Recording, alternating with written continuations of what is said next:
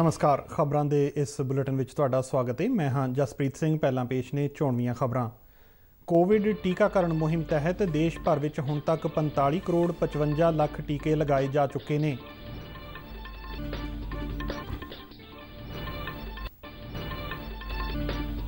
विदेश मंत्रालय ने कहा है कि नागरिकों की विदेश यात्रा नूं आम वांग करन लई पाबंदियां विच ढिल देण संबंधी विदेशी अथार्टियां नाल गलबात कीती जावेगी।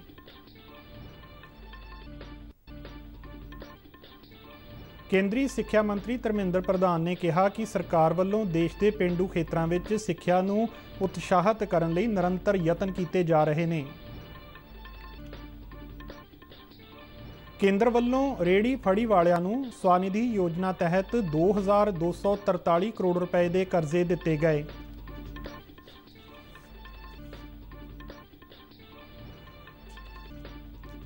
टोक्यो ओलंपिक्स के महिला मुक्केबाजी के 69 किलो भार वर्ग में भारतीय मुक्केबाज लवलीना सैमीफाइनल में पहुंची। तीरअंदाजी मुकाबले में भारत की दीपिका कुमारी ने रूस की कसेनिया पेरोवा नूं हरा के क्वार्टर फाइनल में थां बनाई। ते हुण खबरां विस्तार नाल।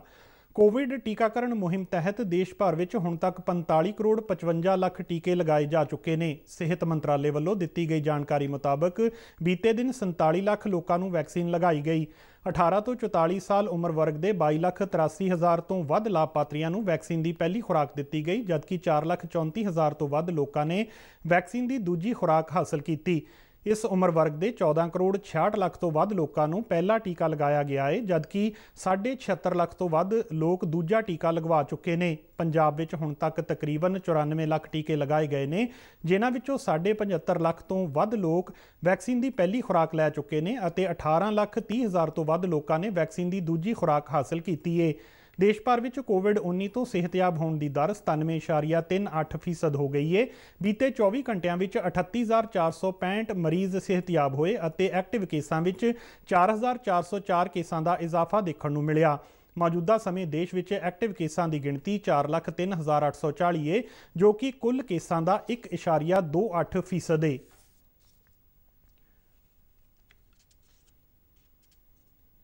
विदेश मंत्रालय ने कहा है कि नागरिकों लिए विदेशों की यात्रा को आम वांग करने का मुद्दा संबंधित मुल्कों दीआं अथार्टियां कोल उठाया जाएगा। नवी दिल्ली में जानकारी दिंदियां विदेश मंत्रालय के बुलारे अरिंदम बागची ने दस्सिया कि देश में कोविड-19 संबंधी स्थिति में व्यापक सुधार बारे उन्हां सारे देशों को जाणू करवाया जाएगा जिन्हां वल्लों महामारी को ध्यान में रखदिआं भारत नाल हवाई आवाजाही उपर अस्थाई पाबंदियां लगाईआं गईआं सन। बागची ने कहा कि इस दिशा वल कुछ देशों वल्लों हाँ पक्षी कदम उठाए गए हैं और भारत वल्लों बाकी मुल्कों नाल भी इन्हां कदमां नूं अगे वधाउण ते गलबात की जाएगी। विदेश राज मंत्री वी मुरलीधरन ने कल संसद में एक सवाल के लिखती जवाब में दस्सिया कि अमरीका, बरतानिया, कैनेडा, जर्मनी और नीदरलैंड सने होरनां कई मुल्कों वल्लों भारतीय विद्यार्थियों की हवाई यात्रा ते लगाईआं गईआं पाबंदियां विच ढिल दित्ती है और यह उम्मीद की जा रही है कि आउण वाले दिनों में स्थिति में सुधार दे नाल यह अस्थाई पाबंदियां मुकम्मल रूप में हटा लईआं जाणगीआं।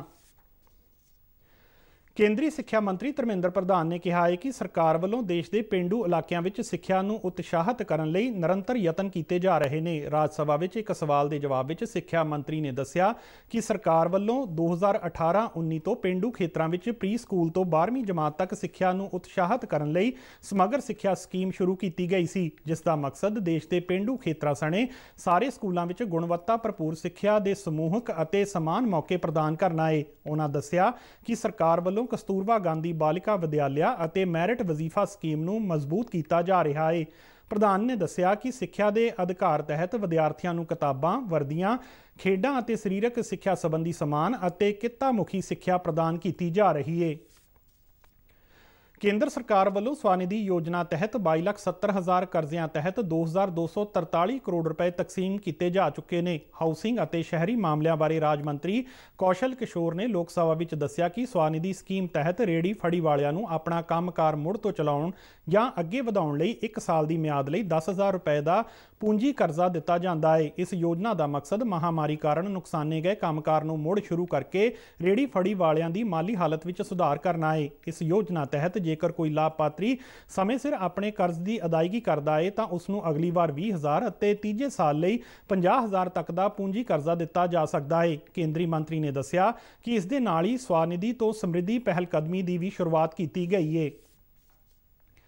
परमाणु ऊर्जा ते पुलाड़ राज मंत्री डॉक्टर जितेंद्र सिंह ने कहा है कि सरकार पुलाड़ गतिविधियां बिल ते सरगर्मी नाल विचार कर रही है। इस बिल का मकसद पुलाड़ खेत्र में निजी खिडारियों को उत्साहित करना और कंट्रोल करना है। राज सभा में एक सवाल के लिखती जवाब में डॉक्टर जितेंद्र सिंह ने कहा कि सरकार पुलाड़ तकनोलॉजी सेवावां ਅਤੇ उपकरणों के स्वदेशी उत्पादन में होर वधेरे निजी भाईवाली उत्साहित करने लई एक माहौल कायम करने लई यतन कर रही है। उन्होंने कहा कि पुलाड़ विभाग दीयां सहूलतां लई पहुँच और मुहारत नूं निजी इकाइयां नूं उन्हां दीयां पुलाड़ गतिविधियां विच सहायता देण तक वधाया गया है। ਭਾਰਤ ਸਰਕਾਰ स्वदेशी ਉਦਯੋਗਾਂ ਨੂੰ ਪੁਲਾੜ ਖੇਤਰ ਵਿੱਚ ਵਿਕਸਿਤ ਤਕਨਾਲੋਜੀ ਨੂੰ ਤਬਦੀਲ ਕਰਨ ਲਈ ਉਤਸ਼ਾਹਿਤ ਕਰ ਰਹੀ ਹੈ। ਕੇਂਦਰੀ ਮੰਤਰੀ ਨੇ ਦੱਸਿਆ ਕਿ ਭਾਰਤੀ ਪੁਲਾੜ ਖੇਤਰ ਵਿੱਚ ਸੰਭਾਵਨਾਵਾਂ ਨੂੰ ਖੋਜਣ ਲਈ ਇੱਕ ਵੈਬੀਨਾਰ ਵੀ ਕਰਵਾਇਆ ਗਿਆ ਸੀ, ਜਿਸ ਵਿੱਚ ਸਨਅਤਕਾਰਾਂ, ਮਾਹਰਾਂ ਅਤੇ ਨਵੇਂ ਸਟਾਰਟਅਪ ਨੁਮਾਇੰਦਿਆਂ ਵੱਲੋਂ ਭਾਗ ਲਿਆ ਗਿਆ। ਇਸ ਵੈਬੀਨਾਰ ਦੇ 4 ਸੈਸ਼ਨਾਂ ਵਿੱਚ ਪੁਲਾੜ ਖੇਤਰ ਦੇ ਕਈ ਪ੍ਰੋਗਰਾਮ ਕਵਰ ਕੀਤੇ ਗਏ ਨੇ ਅਤੇ ਸਾਰੇ ਹਿੱਤਧਾਰਕਾਂ ਵੱਲੋਂ ਦਿੱਤੇ ਗਏ ਸੁਝਾਵਾਂ ਨੂੰ ਨੋਟ ਕੀਤਾ ਗਿਆ ਹੈ। ਭਾਰਤ ਵੱਲੋਂ ਅਫਗਾਨਿਸਤਾਨ ਵਿੱਚ ਵਿਗੜੀ ਅਮਨ ਕਾਨੂੰਨ ਦੀ ਸਥਿਤੀ ਤੇ ਨੇੜਿਓਂ ਨਜ਼ਰ ਰੱਖੀ ਜਾ ਰਹੀ ਹੈ। ਭਾਰਤੀ ਵਿਦੇਸ਼ ਮੰਤਰਾਲੇ ਨੇ ਕਿਹਾ ਹੈ ਕਿ ਅਫਗਾਨਿਸਤਾਨ ਵਿੱਚ ਮੌਜੂਦਾ ਸਥਿਤੀ ਸੁਖਾਵੀ ਨਹੀਂ ਹੈ ਅਤੇ ਭਾਰਤ ਚਾਹੁੰਦਾ ਹੈ ਕਿ ਅਫਗਾਨਿਸਤਾਨ ਵਿੱਚ ਸ਼ਾਂਤੀ ਅਤੇ ਸਥਿਰਤਾ ਦੇ ਨਾਲ-ਨਾਲ ਜਮਹੂਰੀਅਤ ਦਾ ਆਧਾਰ ਬਣਿਆ ਰਹੇ। ਮੰਤਰਾਲੇ ਵੱਲੋਂ ਜਾਰੀ ਬਿਆਨ ਮੁਤਾਬਕ ਅਫਗਾਨਿਸਤਾਨ ਵਿੱਚ ਸ਼ਾਂਤੀ ਖਿੱਤੇ ਅਤੇ ਗੁਆਂਢੀ ਮੁਲਕਾਂ ਲਈ ਲਾਜ਼ਮੀ ਹੈ।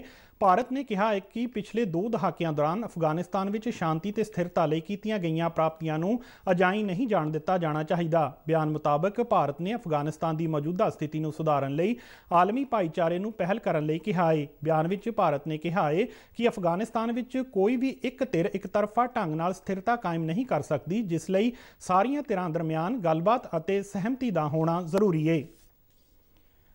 श्रीलंका के कोलंबो में खेडे गए 3 T20 मैचों की लड़ी के आखिरी मैच में श्रीलंका ने भारत को 7 विकटों के फर्क नाल हरा के लड़ी अपने नां कर ली है। भारत ने टॉस जित के पहला बल्लेबाजी करने का फैसला किया और निर्धारित 20 ओवरों में 8 खिडारियों के नुकसान से केवल 81 दौड़ां बनाईयां। भारत वालों सब तो वध कुलदीप यादव ने नाबाद 23 दौड़ां का योगदान पाया। कप्तान शिखर धवन सने 3 बल्लेबाज अपना खाता भी नहीं खोल सके। श्रीलंका वालों वनिंदु हसरंगा ने 9 दौड़ां दे के 4 खिडारियों को आउट किया। श्रीलंका ने 82 दौड़ां का टीचा 15वें ओवर में 3 खिडारियों के नुकसान से हासिल कर लिया। भारत वालों राहुल चाहर ने 3 बल्लेबाजों को आउट किया। वनिंदु हसरंगा को मैन ऑफ द मैच और प्लेयर ऑफ द सीरीज़ चुनिया गया। टोक्यो ओलंपिक्स में अज खेडे गए महिला मुक्केबाजी के 69 किलोग्राम भार वर्ग के क्वार्टर फाइनल मुकाबले में भारतीय मुक्केबाज लवलीना बोरगोहेन ने चीनी ताइपे की नियन चेन को 4-1 के फर्क नाल हरा के सैमीफाइनल में जगह पक्की की। लवलीना की इस जित नाल भारत का एक होर ओलंपिक मैडल पक्का हो गया है। खेड मंत्री अनुराग ठाकुर ने लवलीना को इस जित ते वधाई दी है। इस तो पहला तीरंदाजी मुकाबले में भारत की दीपिका कुमारी ने रूस की कसेनिया पेरोवा को 6-5 के फर्क नाल हरा के क्वार्टर फाइनल में जगह पक्की कर ली है।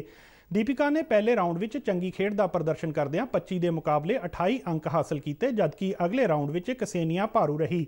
तीजे राउंड में दीपिका ने करड़ी टक्कर दिंदियां 27 के मुकाबले 28 अंक हासिल किए। चौथे राउंड में दोवें खिडारना 26-26 अंकों के बराबर रहीआं। स्टीपल चेज दौड़ में भारत के अविनाश सबले फाइनल लिए क्वालीफाई करने में असफल रहे। अज होए क्वालीफाई गेड़ के मुकाबले में सबले का 7वां स्थान रहा। निशानेबाजी में महिलावां के 25 मीटर पिस्टल मुकाबले में भारत की मनु भाकर देश की नुमाइंदगी कर रही है। गोल्फ में पुरुषों के व्यक्तिगत मुकाबलों के दूजे गेड़ में भारत के अनिर्बन लहिरी भाग लै रहे हैं। बैडमिंटन के क्वार्टर फाइनल में भारतीय स्टार शटलर PV सिंधु का मुकाबला अज मेज़बान जापान की अकाने यामागुची नाल होवेगा। पुरुष वर्ग के पूल ए दे हाकी मुकाबले में भारतीय टीम का टाकरा मेज़बान जापान नाल होवेगा।